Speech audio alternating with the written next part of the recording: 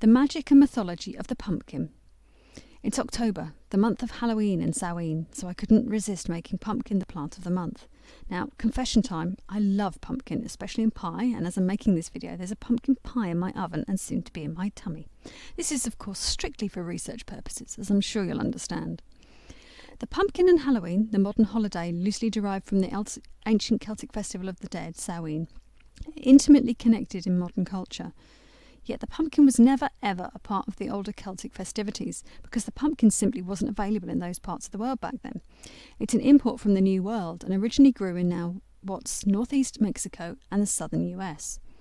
In times past it was the turnip rather than the pumpkin that was used, especially for the carved jack-o'-lanterns. Pumpkins are cultivars of winter squash, and their name is said to derive from the ancient Greek word for melon and was a name given by the settlers to the Americas, to the plant. Though honestly, who'd want to get the two confused? Another explanation for the name is that it comes from the indigenous American Wampanoag dialect word, papukin, which means grows fourth round. As well as being extremely yummy, and the pie is starting to smell quite nice now, pumpkins contain a lot of healthy goodies such as alpha-carotene, beta-carotene, and cryptoxanthin, which all end up as vitamin A when we eat them. These goodies are also what gives pumpkins their distinctive orange colouring. They also contain lots of the various B vitamins, vitamins C and K, as well as calcium, iron, magnesium, and many more.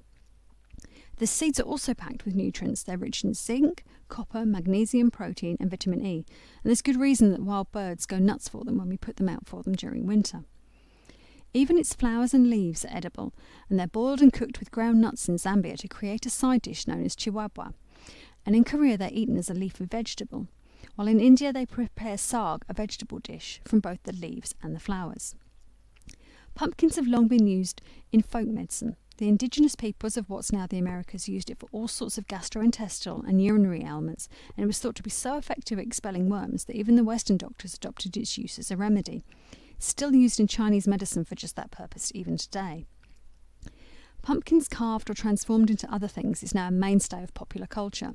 Cinderella's coach started out as a pumpkin before the fairy godmother waved her wand, and in various versions of Washington Irving's cult classic, The Legends of Sleepy Hollow, the headless horseman replaces his missing head with a lit pumpkin jack-o'-lantern. There's also a bizarre bit of modern folklore that says that witches can turn people into pumpkins on Halloween night. The baking of pumpkin pie can be edible spell working or a magical ritual for fertility and prosperity in its own right. Pumpkin itself is associated with abundance, good health, and protection, and others pumpkin spices also have their own very definite magical associations. Cinnamon attracts prosperity and adds power to magical workings. Ginger fires up the magic and brings protection, while nutmeg enhances luck and success. You might like to get creative with creating magical sigils and symbols in the crust and baking your intentions into it. It's lovely to leave a slice of pie for your ancestors on your altar or as an offering of gratitude, or you can serve it as part of the traditional dumb supper for the deceased. The seeds are frequently used in modern magic. They help shaker jars to rattle and scare off energies that you don't want around you.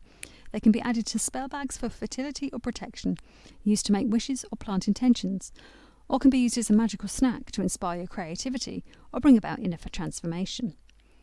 Before they were associated with Halloween, the pumpkin was viewed as symbolic of the harvest and Thanksgiving. Then someone, somewhere in the 1800s, figured out that it was so much easier to carve the jack-o'-lantern into a pumpkin than it was ever to carve it out of a turnip.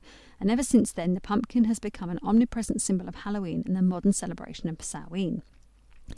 So, who was Jack-o'-lantern and why do we carve them into pumpkins? Well, there's a couple of explanations given for this. Legends tell of two figures called Jack who, for various reasons, roam around at night with a lantern to guide their way. And I'll tell you their tales in next week's video. I hope this video has inspired you to incorporate some pumpkin magic into your life. Please do share how you work with pumpkin and your favourite pumpkin recipes in the comments below to help and inspire others. I wish you a very happy Halloween and I'm off to eat my pie. Bye!